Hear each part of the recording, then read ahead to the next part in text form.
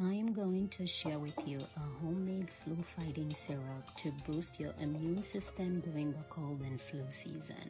This syrup is a family favorite and has been passed down for generations. Here's what you'll need. 1 large purple onion, also known as red onion, ginger root, 4 large garlic, 5 whole cloves, 1 lemon, panela, which is brown sugar cane. If you're from Haiti, you might know panela as rapadou, and raw honey. To make the syrup, simply chop all the ingredients and put them in a jar. Add 1 tablespoon of honey and lemon juice and let it marinate for 3 days. Strain and then take a spoonful every morning.